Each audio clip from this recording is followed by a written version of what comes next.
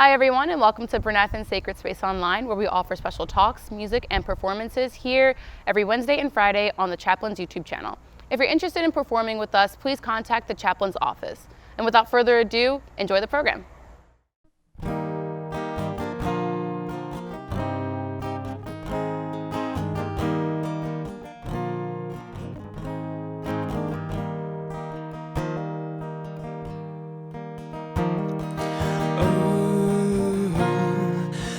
Shoes are killing my feet.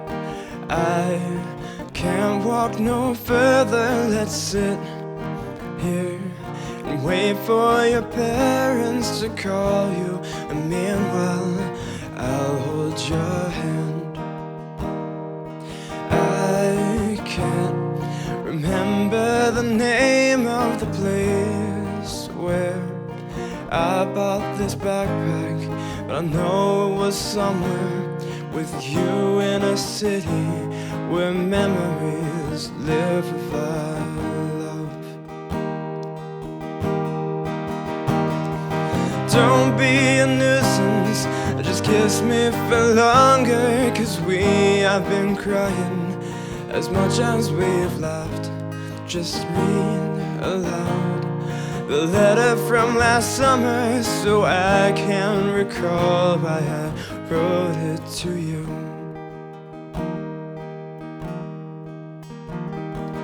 Your name doesn't show up on my phone anymore, 'cause it's what you decided. So I'll try to kick these old habits, pretending your voice doesn't linger around me.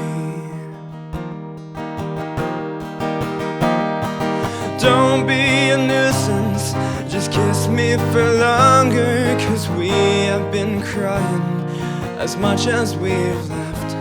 Just read aloud the letter from last summer, so I can recall why I wrote it to you. Yes, now I recall why I wrote it to you.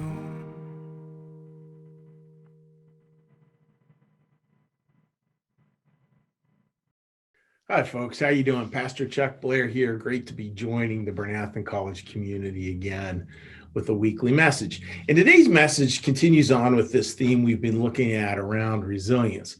And resilience is dependent on so many different things, like to be resilient, to keep on moving through life, moving through it despite the inevitable storms is a real challenge. And one of those challenges is, as we stick with it, is the idea of how we see other people as we're on a journey, our own journey of resilience. Because there's certain ways of doing it that can impinge or sort of tear apart the idea of resilience, and there's other ways of doing it that can actually build resilience. So I want to share with you a story first. This is a story of a very famous civil rights leader by the name of John Lewis. John Lewis went on to become a congressman, but he first became famous with his work through Martin Luther King and with the civil rights movement. And we see here one of his most famous pictures, one of the most famous pictures of the civil rights movement. This is a picture of John Lewis, Martin Luther King, and the rest of the civil rights leadership at that time confronting white troopers at the Edmund Pettus Bridge in Birmingham, Alabama. I love this picture. Love it in so many different ways, because in this picture, you notice how they are holding their hands. Their hands are all in their pockets, a very symbol of nonviolent resistance. And you look at the troopers, they're coming at them in a totally different spirit, as well as the people in the background. You see those people in the background there, I think, oh, that's probably most of us looking on and not really willing to risk the involvement that we're being called to at that particular moment. So moving on from this picture, John Lewis was seriously injured by the police in this event. And it was interesting listening to him talk a few months back. It was an old podcast, and John Lewis has since passed, but it was an old podcast they were doing in honor of him. And somebody asked him this question. I love this question. They asked him, what's the hardest faith for you to hold on to? Pretty interesting question. The guy's very much a dedicated Christian, but he was asked this question and he had a beautiful answer. And he said, The hardest faith for me to hold on to actually is faith that others can change. Is faith that others can change. Now, I want to look at that a number of two ways. I think we get into trouble if we believe that others need to change, that I'm right and you're the one who needs to change. And that's not what he's talking about here. He's talking about something a little differently. He's talking about like being confronted with all this anger and being beat up and all these things that could become a story in our head, could become a form of literally righteous anger, very justifiable anger, totally justifiable anger. And instead making a different choice, which is the choice that if we're planting ourselves on the right side of things, that people do tend to come around over time. And we need to be able to open the space for them to do that. We need to be able to open the space for them to do that. Now, do we see these kind of stories in the Bible? Absolutely. We see this with the story of Joseph. Now, a little review for that story. This is a story about 3,000 years old, beautiful, powerful story of resilience. Joseph was a dreamer. As a dreamer, he sort of was on the outs with his 11 other brothers. They sell him into slavery. He actually ends up in prison, actually gets out of prison, and then rises through the ranks of ancient Egypt until he becomes one of their primary leaders there. His brothers then return to Egypt, and the tables have turned here. The tables have turned. And the tables have turned in ways that are really interesting to look at. The way the tables have turned, Joseph's now the ruler, and now they've got famine in their own land, so they come to see him to get food. In other words, they're starving, they're the refugees essentially, and they come to see him, but they don't know that it's him. Again, they don't know that it's him, but he recognizes them. And there's the question: can he hold on to a faith that his brothers can change, or that his brothers have changed? Now you can see the struggle here. It's a beautiful, beautiful piece of scripture, because he doesn't come right out and say, like, look, I'm your brother. What he does is he talks to them about their family. They admit that there's a brother missing. And then it says he wept, went into secret and he wept. In other words, he was so upset by this whole thing, so saddened by this whole thing. And we can imagine finding ourselves in that same situation. It's interesting looking how New Church theology holds those tears, those gift of tears. And it comes down to this line: mercy is love grieving. Mercy is love grieving. In other words, like he had a heart for his brothers. He so badly wanted to reconnect with them. And that's where that endeavor towards mercy comes towards. But there's a lot of grief involved with that as well, because here's this desire to connect, and then a lot of tears, as part of that as well. But what he did through the whole thing is he continued to have faith that his brothers could change. Now, that's big for you to think about. It's big for me to think about, because I know if you're like me, there are certain people, it's so easy to just like check done.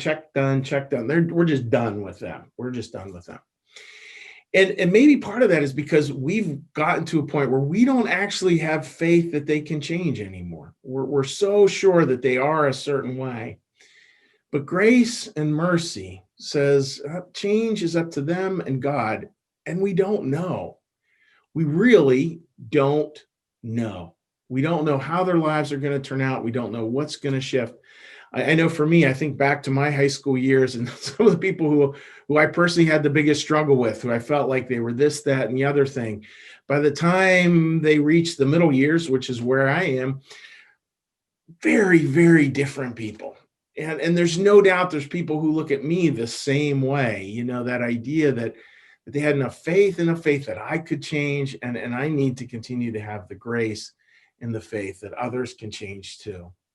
Again, that's not the same thing. I want to be really careful here. That's not the same thing as me saying you have a right to sort of hold out and demand that others change. Super careful about that.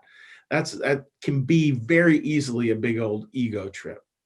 It's much less of an ego trip when we get rid of the judgments that we have towards other people and just understand they're on life's journey too, and that they may well change. And my experience is that a lot of people do.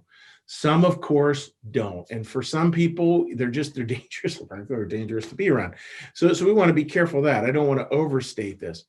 But again, I do want to say that we can have this deep faith that others can change. If we can have this faith others can change, that can build a resilience, because it means that there's not sort of this one moment that we can judge somebody by for the rest of their lives. We can just be resilient and just know, yep, that's the way they feel today, but they may well feel very different in a matter of days, weeks, months, sometimes years, sometimes decades. But my job is to just be as filled with grace and love here and now as I possibly can be. So think who that person is for you. Who's that person you've just simply written off? And it may even be justifiably so. And to just be prayerful about, like, Lord, you know what? Give me the faith to remember that they're on their journey and that they can change. So back to Joseph. The story goes on, and then Joseph offers these very, very interesting lines in the Bible. Joseph gave orders to fill their bags with grain, to put each man's silver in his sack, and to give them provisions for their journey. Boy, we see something different there. In Joseph, instead of just having sort of vengeance on them, instead of having anger, what he does is he gives them the provisions they need to survive. What a moment of grace that is. What a moment of mercy that is. Now, he still hasn't told them who he really is, but we'll get to that in next week's sermon. But it is interesting to see the power of that, See, there is power, folks, when we remember other people can change. I love this part of John Lewis's story.